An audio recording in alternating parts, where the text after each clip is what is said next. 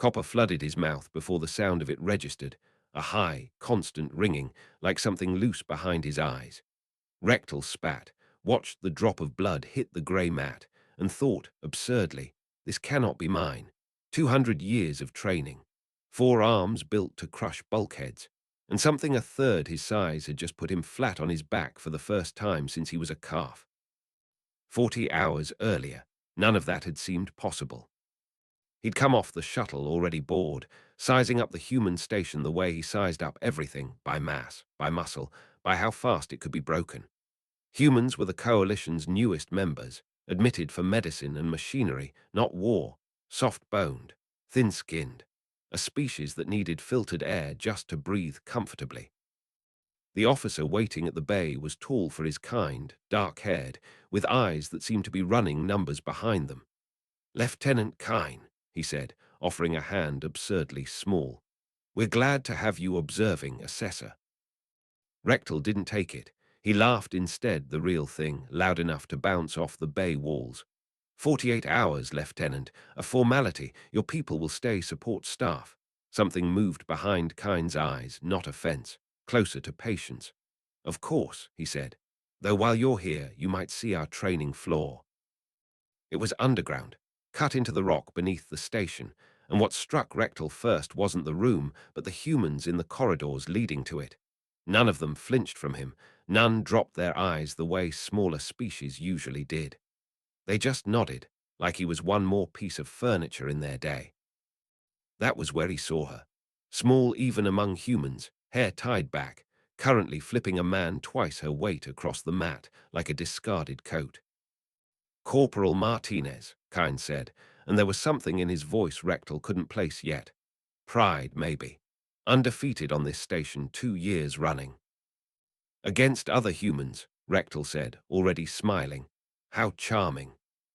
"Perhaps you'd like to offer her some pointers," Kine said, mild as water, and Rectal caught the edge under it a beat too late to enjoy being annoyed by it properly. Martinez crossed the mat when Kine called her over, stopping a careful 15 feet out, studying Rectal the same unbothered way Kine had. "Physical limitations are relative, assessor," she said, when he needled her about her size. "Combat's more than mass." "Tell me," Rectal said, taking a step nearer, letting his shadow fall over her. "What happens when your opponent is stronger, faster, harder to kill, and better trained than you in every measurable way? What good is cleverness against that?" "I'd have to be smarter than the problem," she said. "Use whatever's left." "What's left against someone like me?" "Would you like to find out?" The gym had gone still. Every human in it was watching now, and none of them looked worried for her. They looked like they were waiting for the good part, and that, more than anything she'd said, was the first thing that nagged at him. He told himself he'd be gentle. He took a loose stance, 2 arms only, certain this would be over in a breath. "I have no interest in an interspecies incident," he said.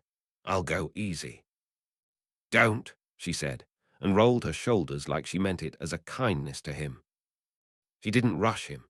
She circled instead, unhurried, and it was that patience that should have warned him. Then she closed the gap faster than anything her size had a right to move, dropped low, and the back of his knee buckled from a strike he never saw land. He swept for her and found air. Something cracked against his ribs, not painful through his hide, but placed, deliberate, like she was reading a map only she could see. He grabbed with both lower arms. She folded under them and drove her shoulder into his gut hard enough to empty his lungs.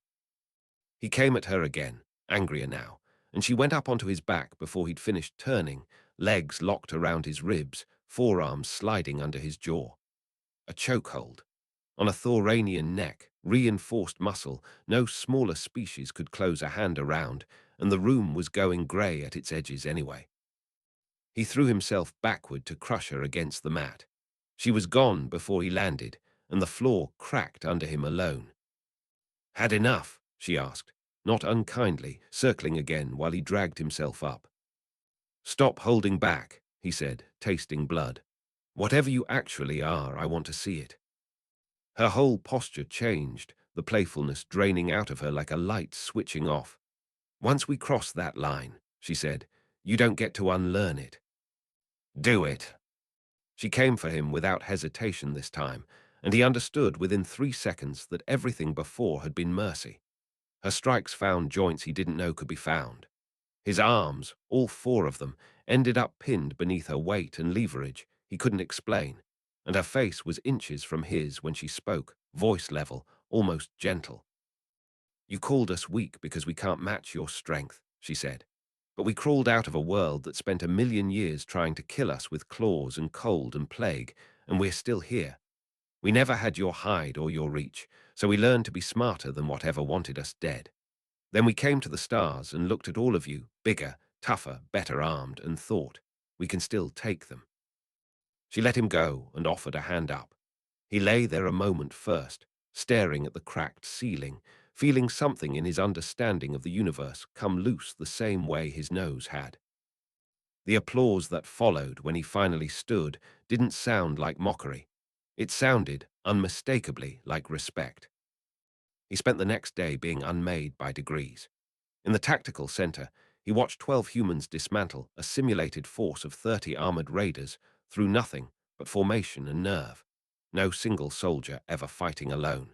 Contingencies stacked on contingencies, tools built specifically to erase whatever advantage nature hadn't given them. In engineering, he watched them redesign coalition hardware they'd owned for a week, unable to leave anything alone that could be improved. Over food he didn't recognize, he listened to soldiers talk about siblings and hometowns and a training accident involving zero gravity and someone's lunch, and understood, late and reluctantly, that he'd spent 2 days cataloging a species instead of meeting one. It was Kine who undid the last of it that evening, on an observation deck looking out at nothing in particular. When we first joined the coalition, Kine said, not looking at him, and saw what the rest of you could do bare-handed, there was real fear we'd always be the ones needing protecting. You hid it well. We've had practice, a pause, but your kind strength made you complacent, assessor. You never had to build anything because your body already won most fights for you. We didn't have that luxury, so we built tactics instead of claws. We're not the weakest species in this coalition. We're just the only one who had to learn to fight clever because fighting strong was never on the table. Rectal said nothing for a long moment. Then, I came here to write a formality. And now I have to write the truth. His last morning, he watched Martinez's squad clear a shifting combat maze with a precision that no longer surprised him. And when she came out flushed and grinning, he found himself already composing the words in his head. Reclassification, mandatory cross-training. A recommendation that would likely get him hauled in front of the assessment board to explain himself. High praise from a Thoranian, Martinez said, when he told her as much. Earned praise, he said, and meant it.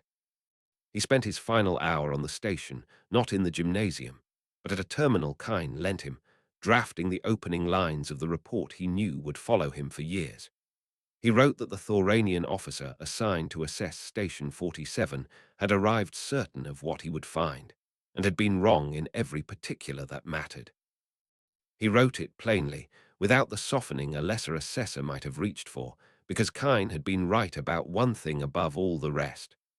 The truth was worth more than his comfort, and the coalition would need it before it needed his pride intact. At the shuttle, Kine shook his hand a final time, small fingers, disproportionate force. Thank you for keeping an open mind, assessor. Thank you for closing it first, Rectal said, so thoroughly that I had no choice but to open it again.